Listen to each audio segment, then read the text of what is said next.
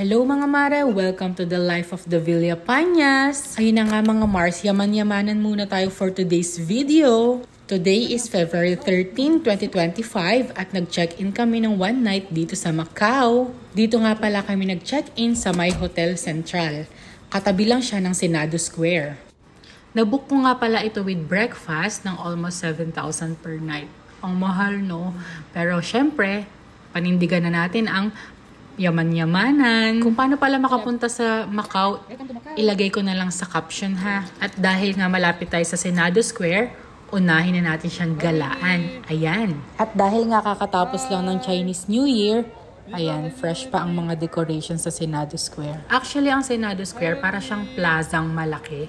Ayan, pwede kang magtambay-tambay, may mga benches dyan. Tapos, dedire-diretsuhin mo lang siya dahil may 3 kang attractions na mapupuntahan from Senado Square.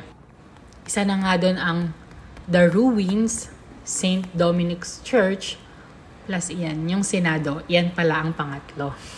Ayan mga Mars, enjoy na enjoy ang aming baby. Walang ginawa kundi magtatakbo. Pag iyan binuhat mo, iiyak talaga Mare. Pero dahil din siya masaya, ay siya sige, pagbigyan ng biyata.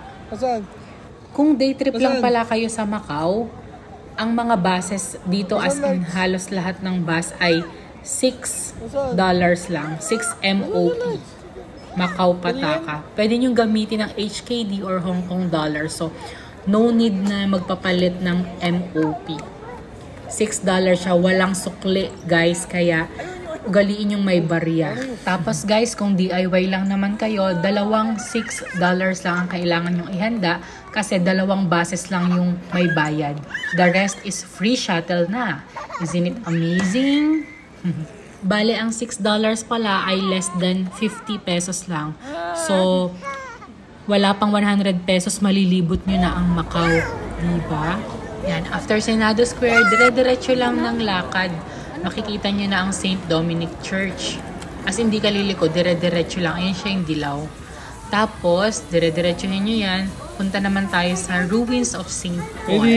Yan yung parang sirang simbahan. Yung front lang yung makikita mo. Actually, Rome-inspired siya. Europe-inspired. Daan kayo dyan. And guys, mabubusog kayo dyan. Kaliwat ka na nagpapa-free taste. So kahit wag ka nang mamili. Kung gusto mo lang din matikman. Yung punta pala namin guys is malamig. As in malamig siya. Like 15 degrees. Kaya naka-jacket ako dyan. Mas malamig siya compared sa Hong Kong. Sa Hong Kong pinagpawisan kami. Yan na yung Ruins of St. Paul. Pero isang bata walang kapaguran. Inakyat niya pa talaga yan. At kaming mga magulang for the habol. Salamat! Sa sobrang pagod ko maghabol dyan, Mars. Di ko na nabilang kung ilang steps. Nasa search ba yon? Sa tabi nga pala niya ng ruins, may sobrang laking shop ng Uniqlo. As in, parang buong building siya. 3 palapag yata or 2. Di ko na napuntahan kasi ayoko lang din. Wala naman akong pambili. Salamat! Yung baby namin na yan, walang ginawa kundi magnanay, tatay, gusto kong tinapay. Alam nyo ba guys, sa ulo niya talaga yung kanta na yun. At nakakatawa pa siya kasi buong-buo na talaga siya magsalita at the early age of 2. Pero guys, ngayong February pala, malamig yung punta namin. So kung pupunta kayo ng other months, it could be summer. Pag naman Burr months, papasok ng Burr months, medyo maulan siya. At pag December to February, ayan na winter. Pwede na kayo mag-ukay-ukay para sa mga puffer jackets. Pero mas masarap pala gumala guys pag malamig kasi hindi mo masyadong nararamdaman yung pagod. Unlike pag sobrang init, yung tipong lalabas ka pa lang ng hotel, tagaktak ka na sa pawis. Salamat! Yan palang after namin sa Ruins of St. Paul. I think lagpas na yan 8:00. Kaya medyo ginabi na kami sa pagpunta sa other hotels. Yung The Parisian, Londoner. Kaya alam nyo ba mga Mare, napagsaraduhan na kami ng viewing deck doon sa Parisian. Pero mas okay na din na nasaraduhan kami kasi may bayad pala yun. $75 per tao. Habang binibidyo ko tong 2 mag-ama na to mga Mare, medyo nakaramdam ako ng konting inggit. Kasi tingnan mo naman, very perfect. Ang ganda oh. Very sweet nilang mag-ama, diba? Nainggit ang nanay. Ako din. Pero okay na din. At least sa tatay niya sumama siya ngayon kaysa ako lagi. Yan, may pagsapok pa. After nga pala namin sa ruins, ayan, pumunta na kami ng Fisherman's Wharf. Sumakay ulit kami sa bus stop. Papunta dyan. Yun nga yung $6. HKD or MOP. Ang station na bababaan nyo dyan ay ang Sands. Yung malaking casino siya. Tapos tatawid lang kayo, Fisherman's Wharf na. Yan yung makikita nyo dyan. Parang ruins din siya. Diba, may ganyan sa Rome ba, Italy, Greece. Ewan ko na. Nalimutan ko at ayoko na rin mag-research ngayon. Gabi dyan halos masolo namin. Kunting-kunti lang talaga yung tao, day. Very serene. Ayan, oh. Kaso nga, ayun, close na ang mga stores. As in, picture-picture lang kami. Para makita yan. Almost 9 PM na yata kasi yan eh. Yan pa, nag-enjoy siya dyan sa ice cream na nakataob. Una nga umiyak-iyak pa kasi nga nakataob, hindi niya maiayos. Hay nako, love. I think ang cons lang na halos gabi na kayo nagpunta is bukod sa wala masyadong photobomber, tipid. Ayun nga, kasi hindi na kayo mamimili na sa mga stores. Tapos, since malamig ka mo dyan, guys, hindi kami masyado nagugutom. Ewan ko kung bakit. Dahil aligaga ba kami? Or what? Kasi Melody nga, hindi masyado nagdidididi. Yan, talon-talon lang talaga siya. Kaya ang ganda rin ng tulog niya gabi-gabi, as in. Sa sobrang pagod niya, sobrang antok din. Hindi na nagigising ng madaling araw. Pero ayun nga, dahil may dala kaming baby, nakakapagod talaga sa tunay na buhay. Minsan, pag ayaw niyang magtatakbo, buhat lang talaga namin siya. Tapos ang hahaba pa ng mga nilalakad namin. Tinalo yata namin yung 10K steps per day.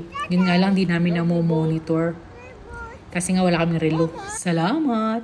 At nung sawa na pala kami mag-picture sa Fisherman's Wharf, tumawid na ulit kami sa Sands. At sumakay kami sa free shuttle papuntang The Parisian. Para makita natin yung Eiffel Tower na sikat dito sa Macau. Free lang siya.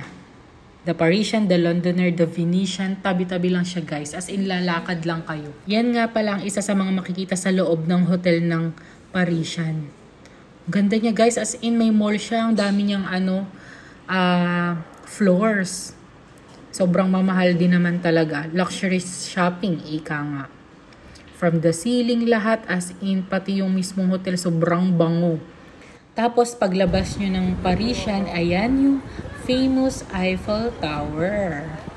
Replica lang siya, guys, ha. Hindi yan yung nasa Paris. Feeling Paris lang. Pero ang ganda. As in, tas yung tapat niyan, The Londoner. Tapos yung tabi niyan, The Venetian. Yan yung may kanal, yung sa Venice, Italy.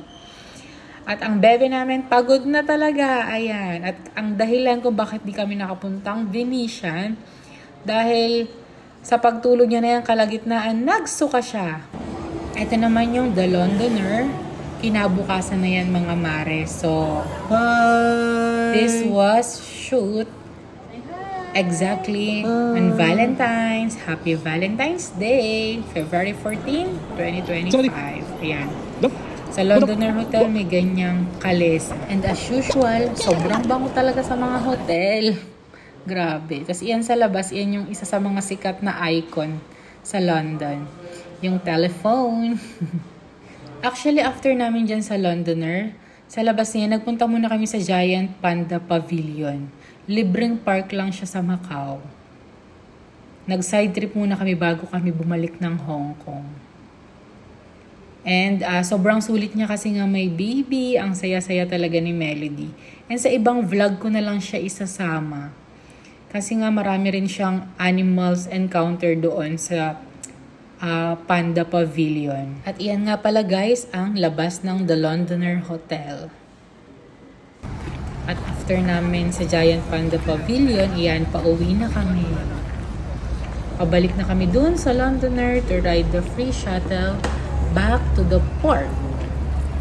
Bye-bye Macau. It was a great experience na makapunta dito. Bye-bye!